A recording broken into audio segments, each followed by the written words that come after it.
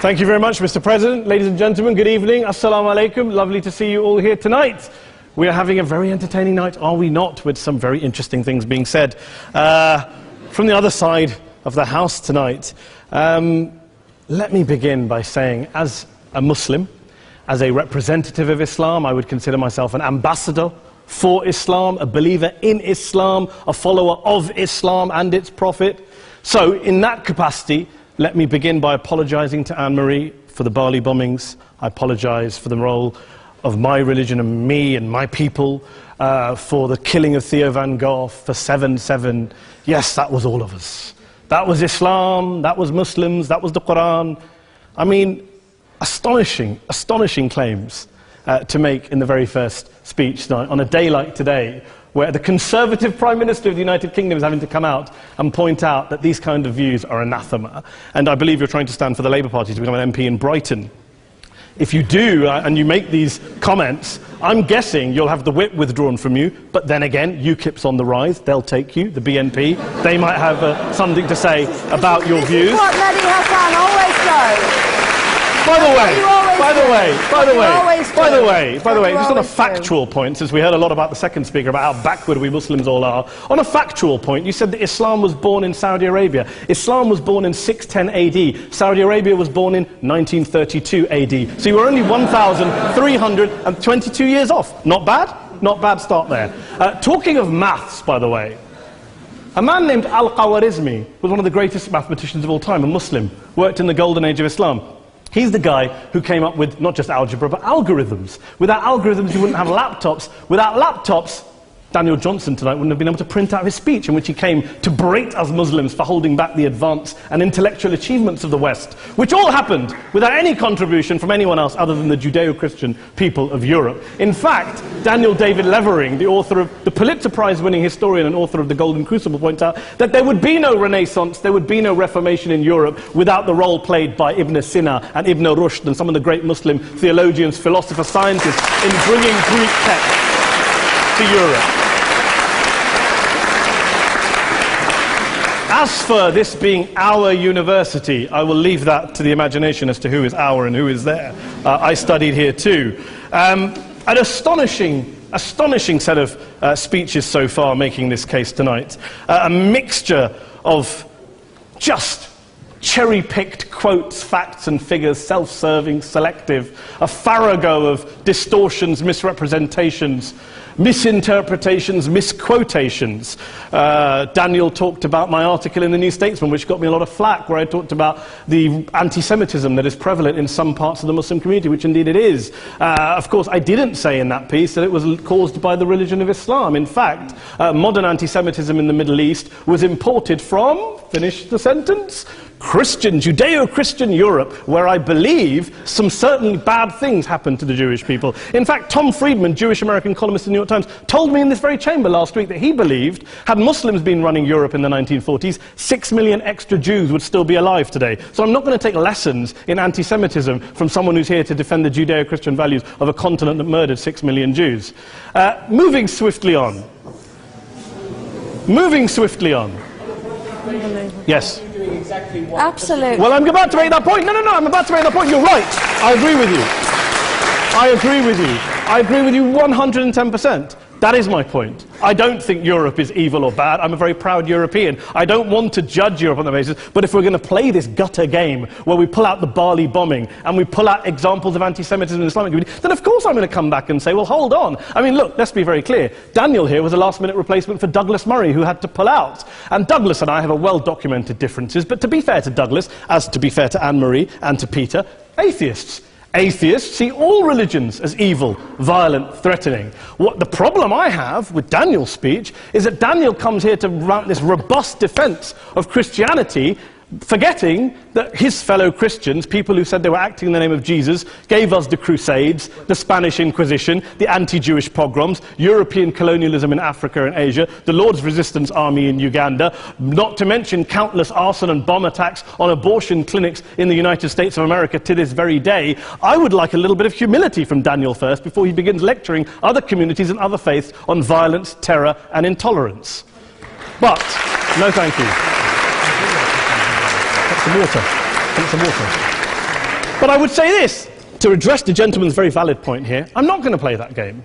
I don't actually believe that Christianity is a religion of violence and hate because of what the LRA does in Uganda or what Crusaders did to Jews and Muslims in Jerusalem when they took back the city in the 12th or 13th or whatever century it was.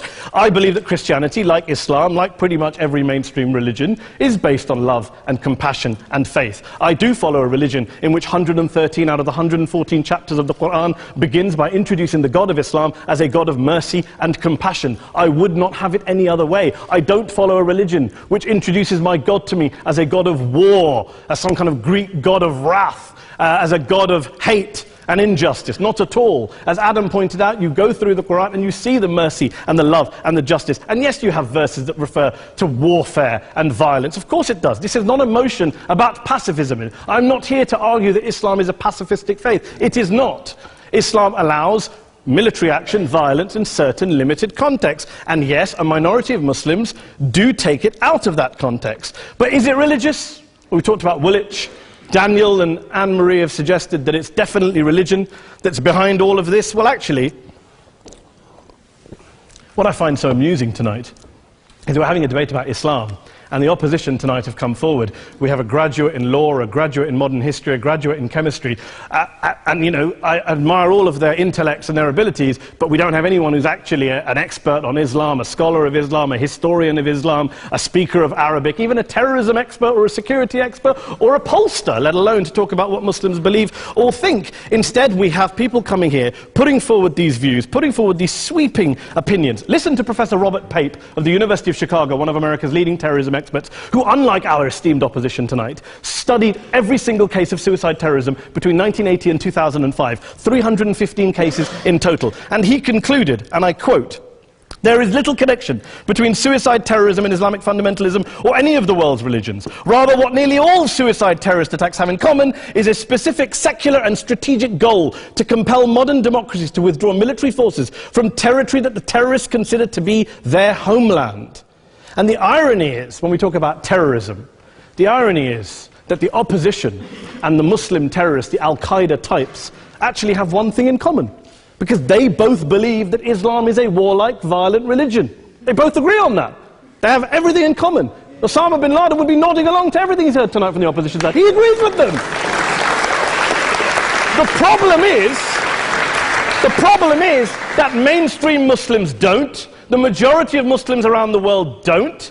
In fact, a gentleman here started quoting all sorts of polls. Gallup carried out the biggest poll of Muslims around the world, of 50,000 Muslims in 35 countries. 93% of Muslims rejected 9/11 and suicide attacks. And of the 7% who didn't, they all, when polled and focus grouped, cited political reasons for their support for violence, not religious reasons. And as for Islamic scholars and what they say, well, Daniel talks about our University of Oxford. We'll go down to Oxford Centre for Islamic Studies, get hold of a man named Sheikh Afifi al-Akiti, who is a massively well-credentialed and well-respected Islamic scholar, who has studied across the world, who in the days after 7/7 published a fatwa denouncing terrorism in the name of Islam, calling for the protection of all non-combatants at all times, and describing suicide bombings as an innovation with no basis in Islamic law. Go and listen to Sheikh Tahir al-Qadri, one of Pakistan's most famous Islamic scholars, who published a 600-page fatwa condemning the killing of all innocents and all suicide bombings unconditionally without any ifs or buts.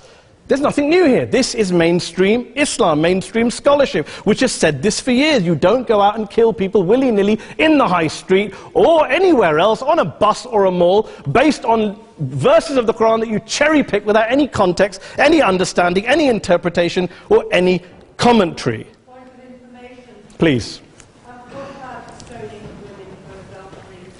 Well, it doesn't happen, apparently. I didn't say it doesn't happen at all. I never said it didn't happen. I don't blame Islam. Yes, it's a very good point. And a lot of us are campaigning against that. And we're campaigning against it in the name of Islam. We're campaigning against it in the name of various interpretations of Islam. Anne-Marie comes and scares us with her talk of Sharia law. I would like to see the book of Sharia law. It doesn't exist. People argue over what Sharia law is. And you empower the extremists by saying there is only one version. You empower them all. I don't believe you took any interruptions, Anne-Marie, so I think you should stay there for a moment. Several countries. Here's what we're dealing with. Here's what we're dealing with. We are dealing, I took your point. Here we are dealing with a 1400-year-old global religion, followed by 1.6 billion people in every corner of the world, a quarter of humanity, of all backgrounds, cultures, ethnicities. And yet the opposition tonight wants to generalize, stereotype, smear, in order to desperately win this debate. And here's my question, if we're going to generalize and smear. If, okay, people say yesterday's bombers, and we've got to be careful, there's a trial going on, were yesterday's attackers, motivated by Islam? Big debate. I don't believe they were. Let's say they were. Let's say Faisal Shahzad, the Times Square bomber, was motivated by Islam. Let's assume, for sake of argument, that Richard Reeves, the shoe bomber, was motivated by Islam. If Islam is responsible for these killings, if Islam is what is motivating these people, and Islam is therefore not a religion of peace, a religion of war, then ask yourself this question: why aren't the rest of us doing it? Why is it such a tiny minority of Muslims are interpreting their religion in the way that the opposition claim they are? Let's assume there are 16,000 suicide bombers in the world. There aren't. Let's assume there are for the sake of argument.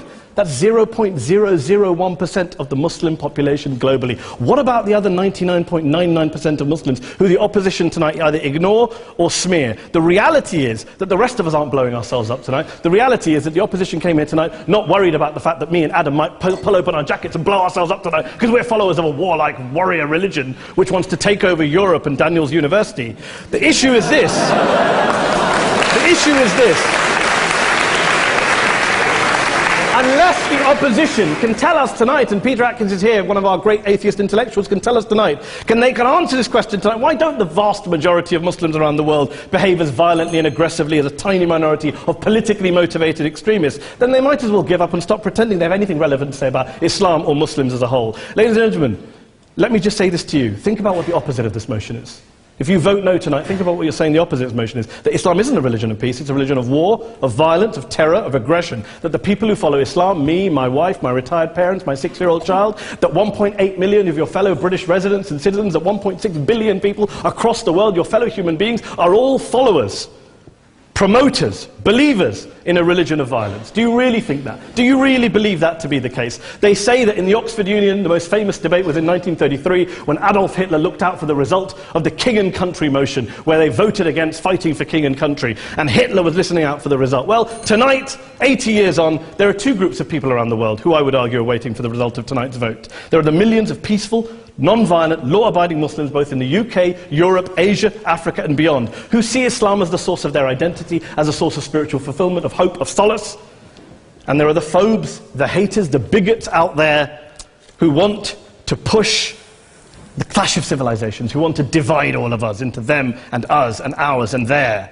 Ladies and gentlemen, I urge you all not to fuel the arguments of the phobes and bigots. Don't legitimize their divisions. Don't legitimize their hate. Trust those Muslims who you know, who you've met, who you hear, who don't believe in violence, who do want you to hear the peaceful message of the Quran as they believe it to be taught to the majority of Muslims, the Islam of peace and compassion and mercy, the Islam of the Quran, not of Al-Qaeda. Ladies and gentlemen, I beg to propose this motion to the House. I urge you to vote yes tonight. Thank you very much for your time.